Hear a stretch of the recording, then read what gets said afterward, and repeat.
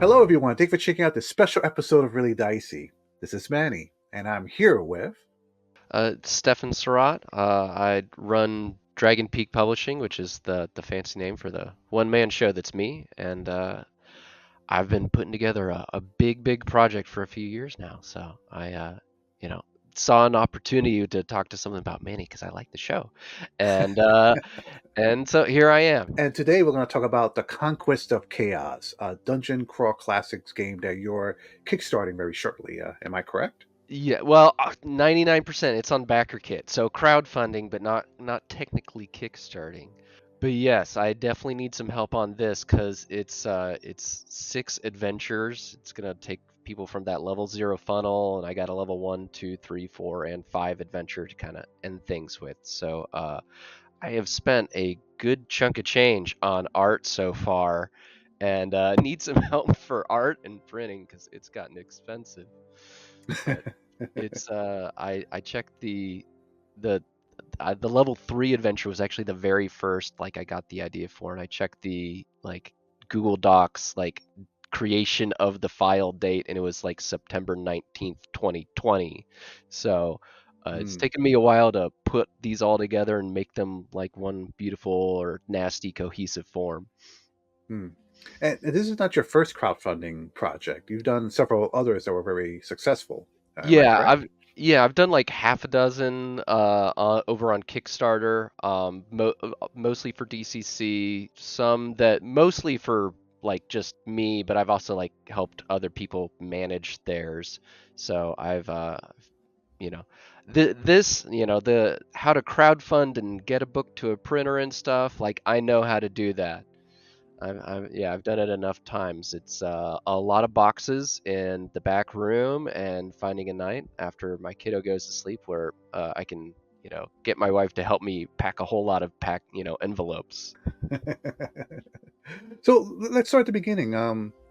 What's your what? Tell us about how you got into role playing games and what led you to create the Conquest of Chaos. Yeah, so about 20 years ago, it was the 3.0 box set. I did not make it out of that adventure quite alive. I tried to help someone out of a magic mirror who'd been stuck in there for a long time and wound up stuck in that magic mirror for the rest of eternity. So, sayonara, Lydia the Halfling Rogue, my first character.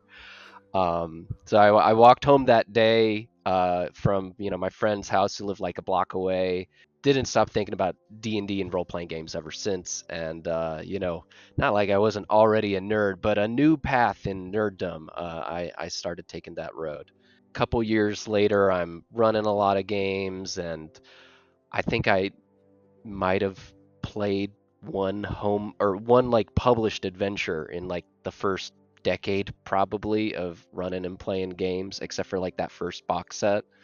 It's probably just one or two. So it was like I was home brewing and making up stuff from the get go, and my whole group was, and eventually it was writing it down, sharing it with other people, and here we are, the Conquest of Chaos. I've done, individual adventures and, maybe a double feature adventure before, but six is a whole lot. And this one kind of comes from my love of the Against the Giant series, TSR. Like there's a lot of giants in here and demons, and hey, there might be a force manipulating some giants, but I've taken it in a really new direction. I've run a lot of play tests and as one shots and as a play test campaign, and that is a comment I was very happy to get at the end of the last campaign. So I go, I thought it might be too much like it, but it was really different in a good way. And I was like, yes, mission accomplished. Now, this is for the Conquest of Chaos is for Dungeon Crawl Classics.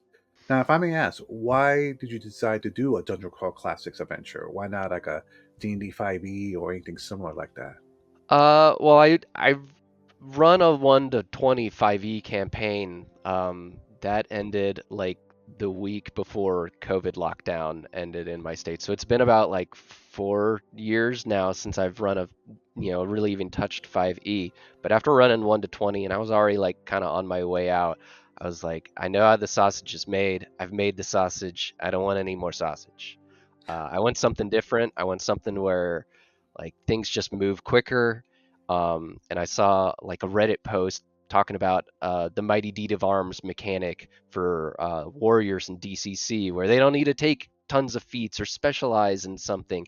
They can just, every round they can decide to do something cool and new that like it really feels like a warrior would know how to do. And that appealed, and I went to learn more, and I've kind of been stuck on DCC ever since.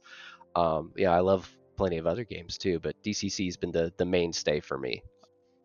Yeah, DCC is a lot of fun. I try to join a game at a con whenever I can, or if anyone's available to run it. All my characters are memorable. No adventure is ever really the same. They're all kind of either very from normal to very gonzo, very quickly sometimes. Yeah, they can be. um,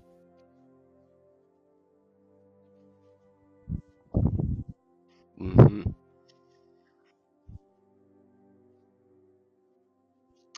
Yeah, there is a theme, and there's, things you can find that will help the judge, kind of bring you to the next adventures. But I've done them as one shots, and some fit better in that like 4 hour con scenario than others. But you can run. I've done them all as one shot, so you can do it. But you give them room to breathe and let all those puzzle pieces fit in with each other, and it works better as the campaign. Um, the level zero adventure, I started as the map. I was bored and drawing a map. I was running a booth at a convention, and when you run a booth at a convention during those game slots, there's not very many people who come by because they're out playing games. When games break, then you start getting a bunch of people. So I had some time, drew a cool map, and I was thinking about Mad Max and Fire Giants, and that kind of became the vibe for the funnel of having to run through the plains of chaos while you're constantly chased through by fire giants, and having to find a way to get out of that plane to a world that's not so inhospitable. Hopefully your own world. And that is kind of the premise for the funnel of something happened. Instead of being on your normal village or wherever your level zero character came from, they are here right now, and there's an explanation there. But I'll try to keep it fairly spoiler free for people who want to find out through play and all that. But yeah, but by the end of the adventure, you've either figured out a way to get out of there or you're dead. Um, there's a little bit of guidance for like, what if they just get stuck here? And it's like, well, you're probably going to be breathing in a lot of ash and things, and you're gonna be making some checks daily because it's bad. So go find another way out. Here's just a wee bit of guidance. But then level one adventure, that is kind of a kind of good starter dungeon crawl. The first one is like the funnel's a point crawl, and then the level one's a more of a dungeon crawl with a little bit of an overland thing going on. And just to have like that variety of adventure, and also to give a easy way for either new players or new judge to learn their PCs or learn the system, whatever they need, but also still be like really fun for people who know DCC or role playing games really well. And then level 2, 3, 4, we start having larger adventures that where you can really take your time with them a lot more. But all through it, you're going to be finding giants that are trying something awful over here or awful over there, or something awful has befallen them, and there's some kind of guiding malevolent force that is manipulating them all. And then voila, by the time we are in our level 5 adventure, that takes place on a plane of chaos, controlled by a chaos god, and which is my really really different version of kind of thinking of how that GDQ series went. Uh, but so level 5, you find it out, and that was a tough one to write. Writing, for DCC, level 5 is really high level. Um, but also not doing something on a normal plane of existence and trying to think up all the like, well, how would that work? I know how like a dungeon crawl works. They're normally set on a place that obeys, laws of physics and that we're all used to. But that one took a lot of writing, but came out really, really fun and interesting. Hmm. And let's talk a little bit about the cover. For those of you listening to the podcast, there's looks like these demonic goblins or orcs at the bottom, all armored up, ready for battle. Above, there's this skinless, demonic, bloody-looking, Cenobite-looking thing on top. Definitely does not convey friendship and peace of any No, yeah, sort. that might just be that titular Conquest of Chaos right there. Uh, So if I may ask, let's talk about the cover. What can you tell us about the design of it? Does this fit your vision for one of the adventures? Yeah, so that's kind of the image of if the PCs fail, if the conquest is successful, what the world will be like, and with a little bit of like the chaos realm coming into it, you see that it's actually a stretch cover, so the front and the back are going to have unique art drawn by Peter Mullen, and it all fits together beautifully. I tried to buy the canvas from him, but he said he doesn't like to sell his stuff. He wanted to keep that one around, and I was like, okay, all right. I'd love that on my wall, but not today. But yeah, so but you're gonna fight. Hey, that big brainy monster in there. We might that just might make an appearance on some plane of chaos. So, but I gave him a variety of different kind of inspiration images and said, and this is but also wrote out the description of like this is what I'm going for. This is the theme of the campaign. And he came back with some sketches, and I don't think I had any notes for him. I was just like, it's beautiful. There's a couple of things that are slightly different than what I've written. I'll change it because that's better. And that's one of the amazing things about working with artists and playing with other people at the role playing game table. We're all imagining things a little bit different, and sometimes the other person is imagining something a lot cooler than you are. Mm.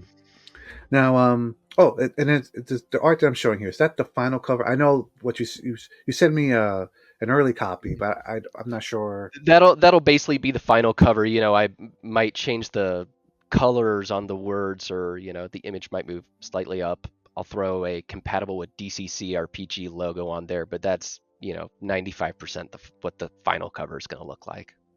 Hmm. So this will be about 100 pages. Mhm. Um, does this contain also like any new like magic weapons or Oh, bestiary or things like that?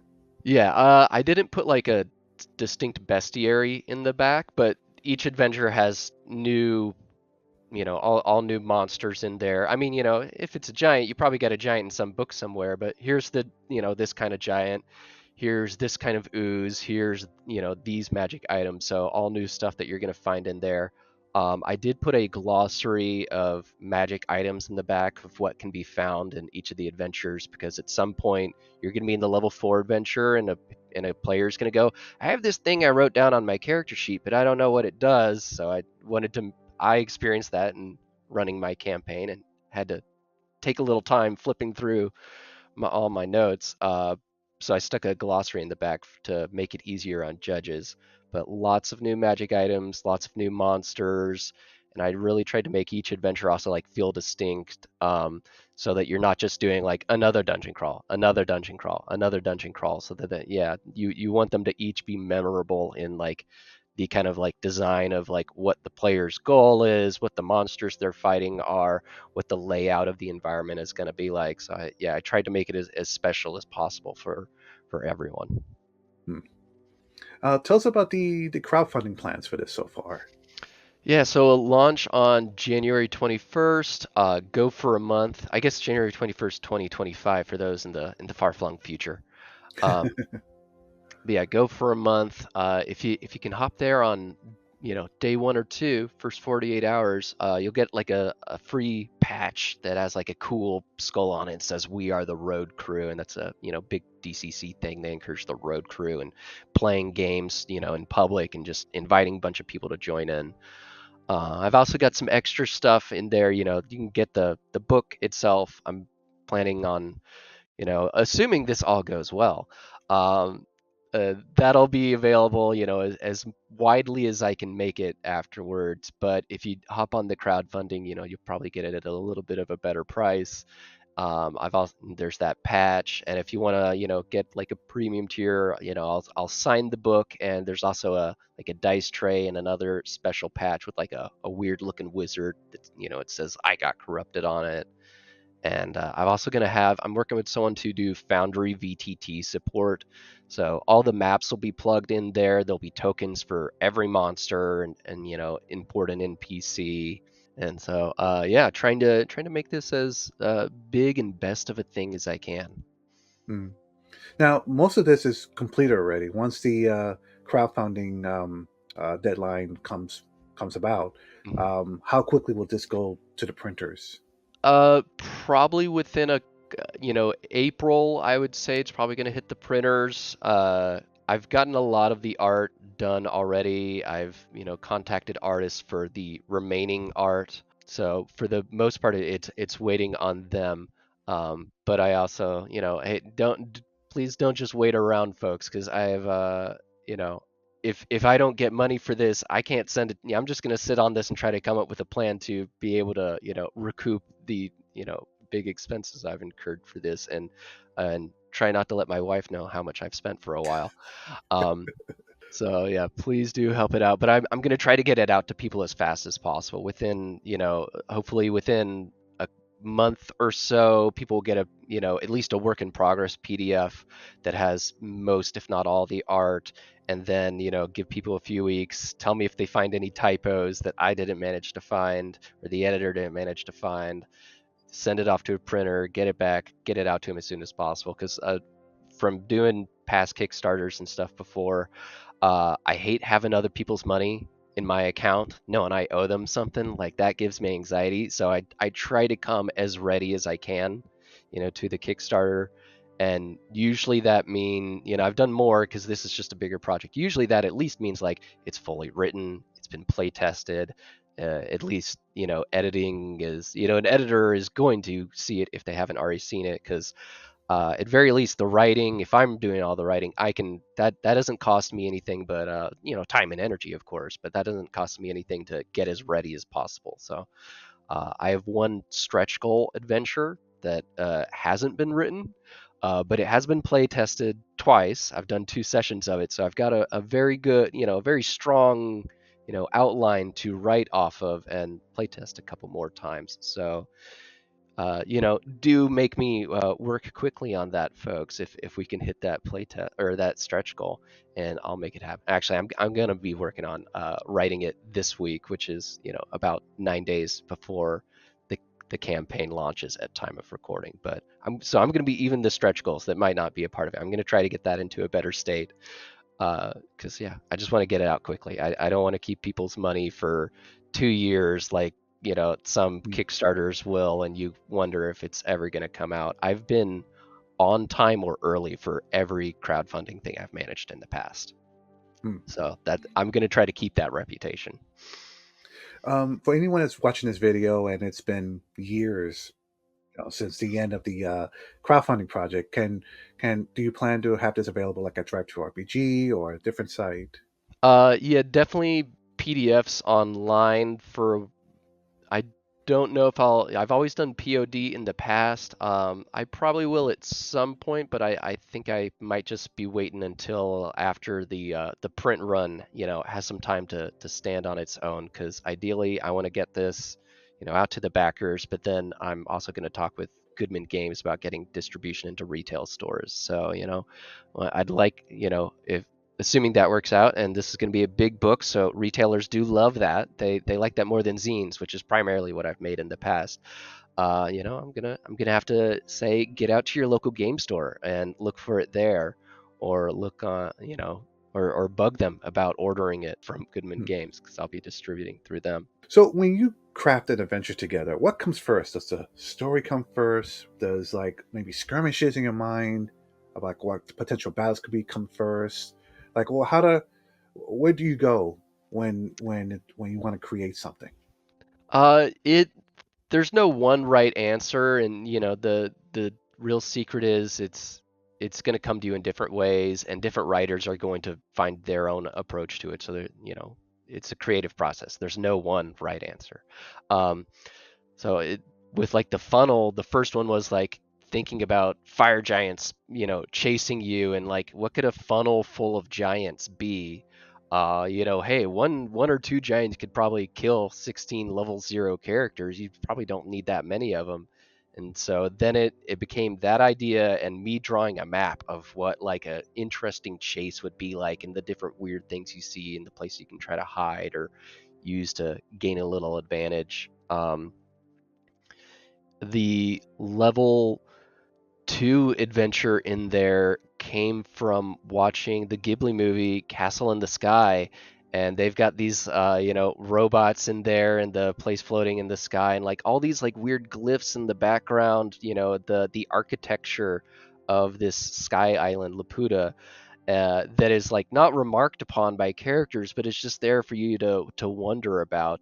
And so that very much inspired the level 2 adventure, and just thinking of like the architecture and of a ruined civilization and what kind of remnants there are. um, the level 4 adventure came from the idea of dwarves and stone giants hating each other, and the kind of how they would be trying to get back at each other, these each long-lived creatures. And it wouldn't be simple revenge, it would be generational curses and generational revenge. So it comes from a variety of places, but I did a zine that called Lullaby for the Volcanic Worm, and that came from the idea of that's not a part of this, but that came from the joking idea of like the kind of trope of throwing the virgin sacrifice into the volcano, of like, but what if it actually worked because there was a dragon in the volcano. So sometimes it comes from a really goofy place. And yeah, so you I have a big document on Google, and I have like a physical notebook too for so I can write it down wherever I am, of just like silly ideas, or interesting ideas, and most of them are like one bullet point. Some ideas have been on there for years, but sometimes those ideas, I'll get a new one, I'll think about it, I'll know it needs something extra, and I'll go and look through like years and years of notes and go, ooh, that thing I wrote like 5 years ago, that would actually work well with this. Those pair up in an interesting way. So they come at me lots of ways, is the long rambling answer I just gave you. I've noticed that you mentioned giants a few times in this interview. Are giants your favorite creatures? Yeah, they are, because they're like humans, but they have this tendency to lord things over you, to act like they're better. And sometimes they're portrayed as dumb and sometimes as smart, which is about like people. They have this tendency for hubris, and in big, larger than life plans. So giants to me are and you go with like a stone giant that's literally like stony flesh, or fire giant, fire hair or something like that. They're going to be different. They're going to have extra differences, but largely they're just really tough guys. They're not that much, conceptually they're just take your man at arms stat block or your bandit stat block, make them twice as big and a lot stronger, and have a whole culture and civilization of them. And what would that be like? So that's part of the appeal for me, that they're just like people. um, and I love dragons too, but that's what makes giants more appealing to me. Hmm. If your works were studied in school, do you feel that there would be a theme that they would find, Uh, um, or do you think that they'll look at it like, oh, it's just pure adventure? Sometimes yes, like that the one with the dragon in the volcano. They might read that one and be like, "Okay, well he was just being silly here." But there's some others. I did an MCC one called The Technomancer of Candy Mountain. They'd probably read that one and go, "Ah, this seems to be uh a legally distinct Willy Wonka, and the commentary of what like a sinister late capitalism, and when we're mutants and no laws." And so they you could pull some stuff here. it's mostly just for the Conquest of Chaos. It's primarily just a, fun adventure though. Hmm. And one last question before we go ahead and plug the Conquest of Chaos again. What's the last book you read that you enjoyed? I read The Fisherman by John Lagnan or Lagan. I can't quite remember the last name, which is I would say is very uh, Lovecraftian, very cosmic horror in some ways without, just repeating more fishmen or saying, going for Cthulhu again. It has its own thing going on, but gave a lot of those kind of same vibes in a modern take. It got published in I think the last 5 or 10 years, so it's and I got it off of the recommendation of not like a personal recommendation, but listening to Seth Skorkowski on I think the Modern Mythos podcast. He and John over there talked it up, and it sounded pretty interesting, and it sure was. That was a good read. So yes, the Conquest of Chaos. Is there anything you want to add to our discussion about this that I haven't asked you about? I mean, you've done a great job asking questions. So I'll just say the artist. I've got Peter Mullen, doing the stretch cover. He's also doing a full page interior piece for each of the adventures, and I've got 5 of the 6 of those.